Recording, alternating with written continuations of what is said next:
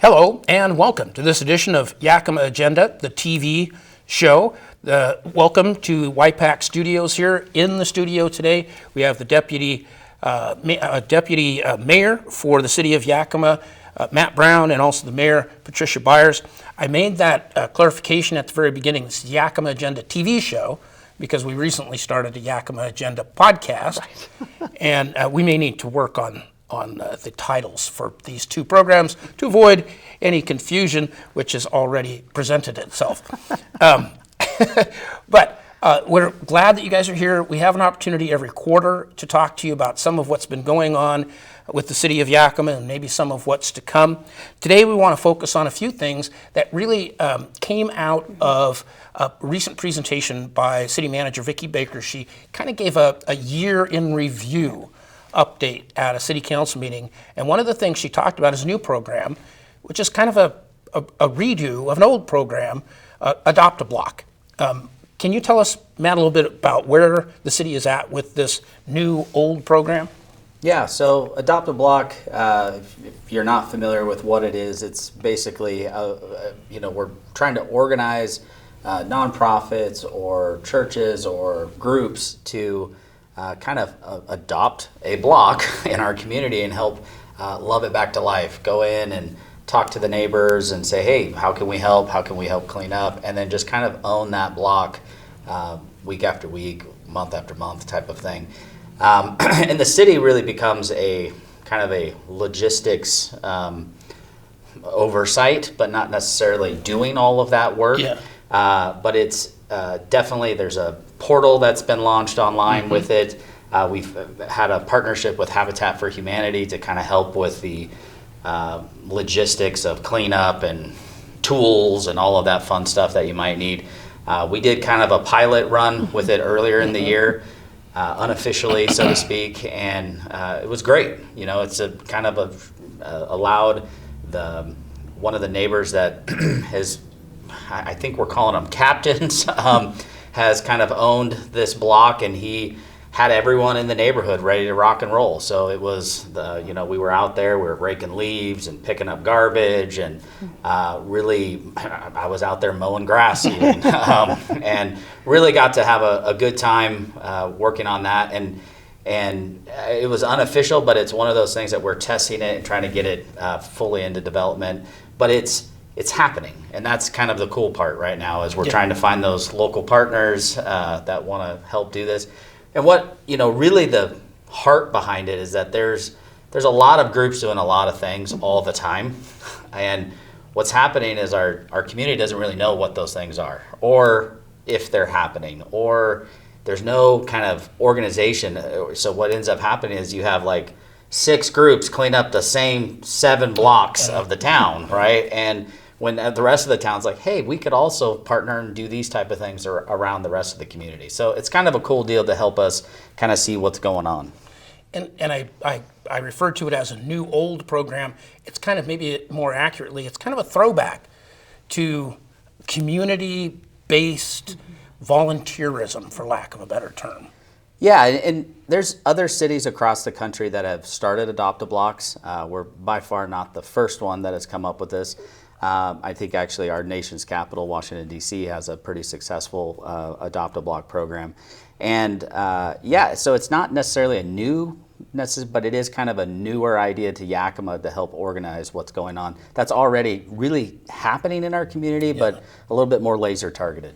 What's the process for a neighborhood to go? So there's somebody lives in a neighborhood and says, hey, maybe our neighborhood would be a good candidate for Adopt a Block. How do they go through the process? I believe it's just on our website, and I believe they have to apply or fill out an application and different stuff, or if you want to be a captain of your neighborhood and own that, and then an organization can come in and say, hey, I'm going to take care of this block and do this, and then they'll work with the captain to figure out what days they're coming and organizing the volunteers. And then Habitat comes in and also brings in the trucks and all the fun stuff to make sure that the garbage is picked up and whatever is taking place. And so the Adopt a Block program is still, I don't know, best described as still in the development stage, still getting there, not quite ready to do active cleanups on a regular basis, but close to that. Yeah, it's in development, but it's one of those things where you have to start getting those partnerships and putting all that stuff into place, and then hopefully by through the winter and springtime, that program will be fully rocking and rolling, and people will be able to start adopting blocks, organizations all over, or churches, or anyone. Yeah. Well, great. We'll look forward to the rollout, the official rollout, and of course we'll talk about it in the future, just kind of check in and see how Adopt a Block is going. But we do encourage people, if they are interested, visit that site on the City of Yakima website, just Adopt a Block, and you can find out more. One of the other things that was included in the presentation that the city manager made to the council about the last year was focused on infrastructure projects, transportation-related projects, and specific road projects.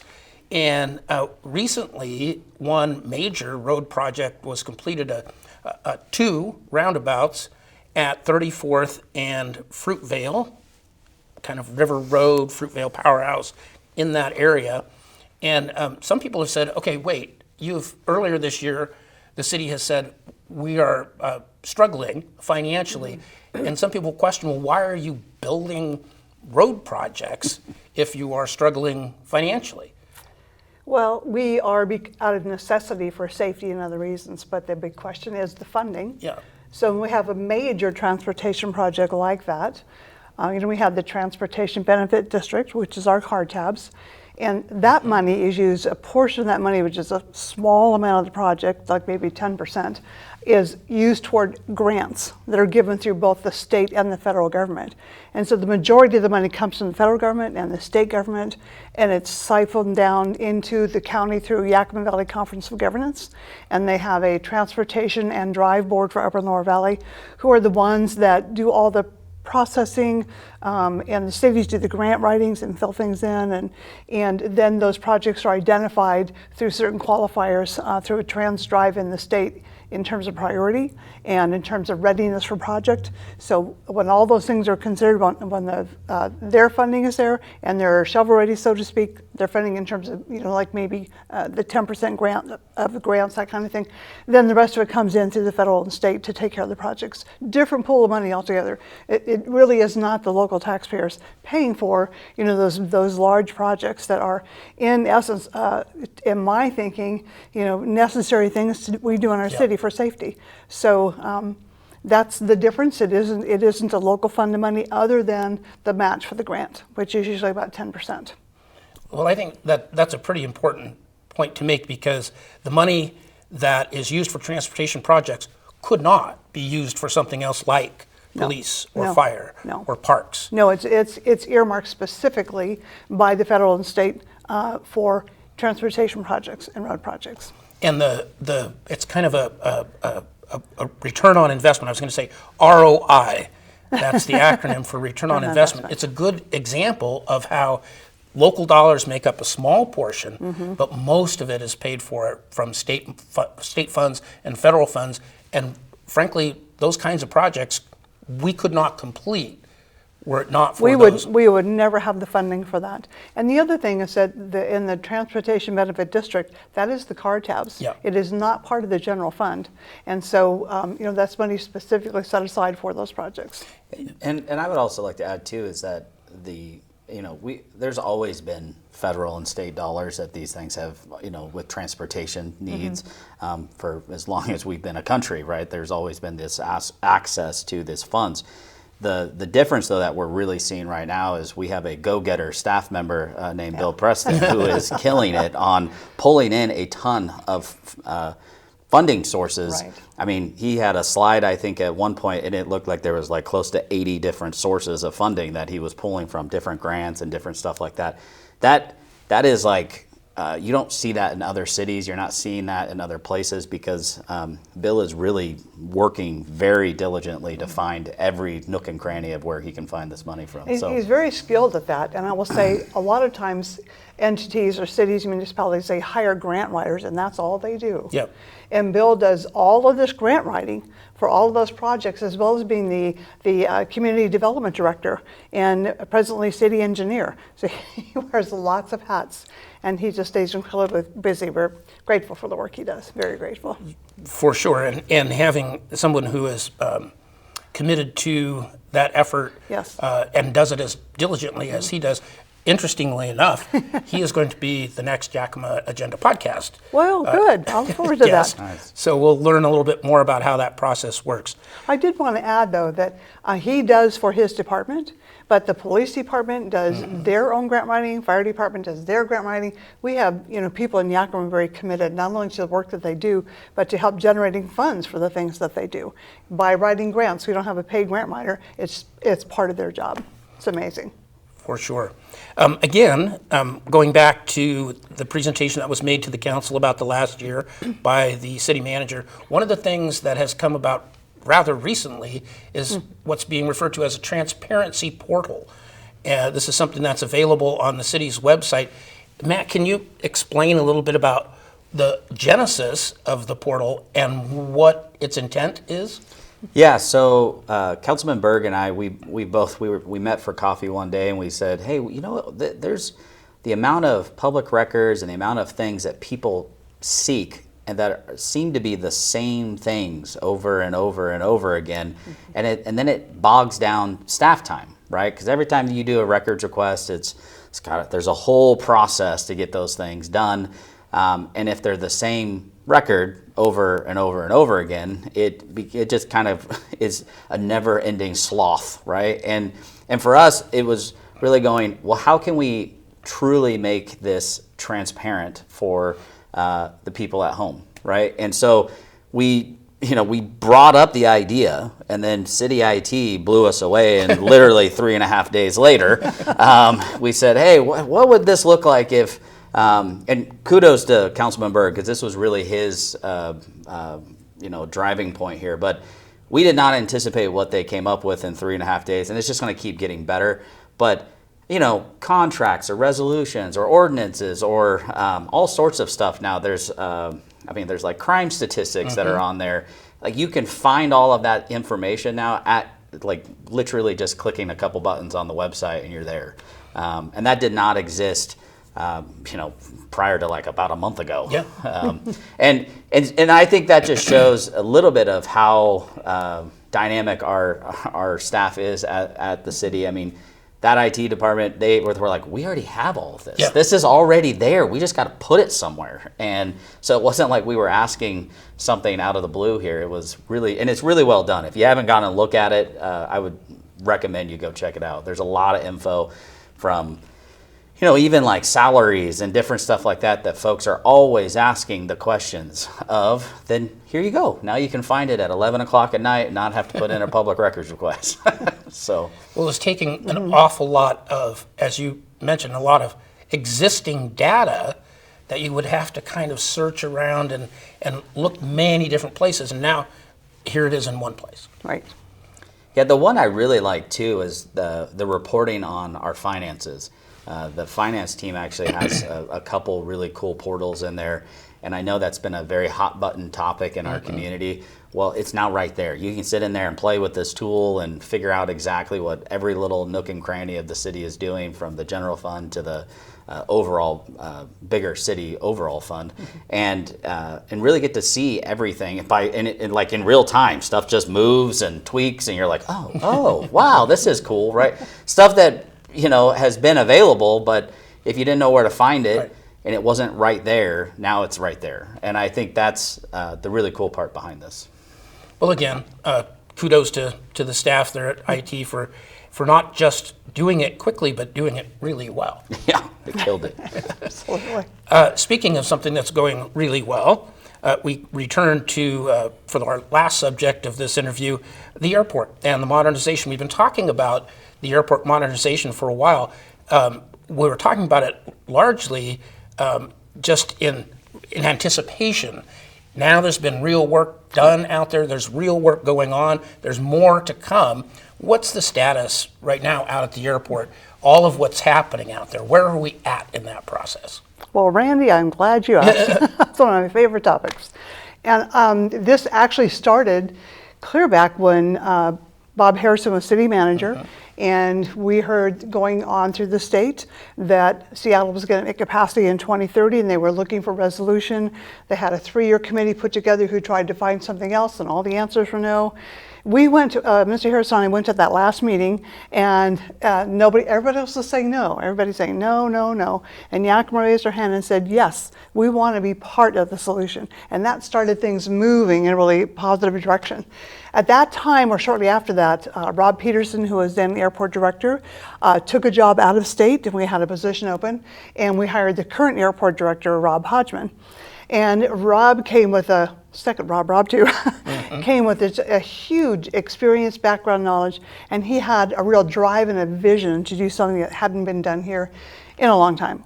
The structure of our airport and our terminal had not been changed in probably 20 years or longer. At least, yeah. So, Maybe 50 years. Yeah, I know, maybe longer. And so when he came, started bringing that vision to fruition, and it's 3 different phases for the redevelopment of the terminal itself, and there's some things in the airport as well, because as you know, the east, what is the one way? The crosswind, yes, the crosswind runway is going to be replaced. They did all that tarmac work on the Charlie area, so a lot of that's been done. Now it's mostly the structure of the terminal, and if you've driven by, you've noticed that there's this wood kind of structure going up because the first phase had a great deal to do with the infrastructure of the building. So the HVAC system, some of the electrical systems, and then redoing the roof, so upgrading all of that to current standards. Now we're into the next part of that, which we're going to start very quickly, is people will be excited about this, a luggage carousel. So you don't have that 2-foot slide with 50 people in the room. The area is going to be enlarged. There's going to be a regular luggage carousel in there. They're going to redo the restrooms, and including a family restroom on the ground floor, and have a family area. So it's going to be much more accommodating, more room, more pleasant, and then it goes on from there. There's other changes that are coming. Those are the most recent ones coming up. So excited about that. And people keep asking me, so I will tell you that yes, eventually it will mean, if things carry forward, reopening the restaurant at the airport. A lot of us have great memories about that. That will probably be one of the last things. But so that's kind of where it's at now. We'll be starting that. The other thing is we've expanded parking, and thanks to Representative Chris Corey, we had a $750,000 state grant to increase the size of the parking lot. In addition to that, over the front parking lot, there's going to be a solar panel covering, so it will help generate some energy and give more covered parking right up in the front as well. So that'll be coming up fairly quickly. I think the expanded airport or parking area is going in very soon. So that's kind of where it's at. That raises another question of how can the city, when it says the money we're short of money, how can we be making all of these improvements at the airport? Again, different buckets of money. Primarily, it is federal money through the Federal Aviation Administration, grants through there. There's also another federal level that works with terminal construction and repair, and we're getting a lot of funding from there. And Representative Newhouse in the state capitol has been able to get earmarks for us, about $5 million a couple different years, plus grants coming in from the other federal source that have to do with aviation. So again, not our local taxpayer money. This is all money coming in from a federal level or from a state level. And what a lot of people don't realize too is that our airport really is almost a federal asset in a lot of ways. So that's why a lot of the money, a lot of the airport is funded. Almost all of the airport is funded out of federal money, just the operations and even all of those things, because it is a airport. It is a federal thing. Yeah, it is a federal facility in many ways. They even tell you how big your building can be, what the boundaries and everything are, according to where the planes are. I mean, they have some very strict requirements. So I have to take my hat off to Rob Hodgman. He's done an amazing job of having a vision for this, developing a plan for this, moving things forward, and I'm very grateful for that. It's going to be, when we get to the final end part, it's going to be just fun to have the airport functioning at the terminal itself functioning at such a high level again. And part of our plan is to be part of the solution to Seattle. So when they are at capacity and they need to start putting things off, we will be available, both with our our airport facility, the runways and everything else, and our terminal, an up-to-date, up-to-grade terminal. So It'll be Be amazing. ready to go. Yes. Well, lots of exciting things happening. Yeah. Lots of exciting things to come. Thank you, as always, for taking time out of your busy schedules Right. to join us on Yakima Agenda. We'll look forward to the next time. We look forward to you as well joining us for the next edition of Yakima Agenda, the TV show. Until then, I'm Randy Beeler. Take care.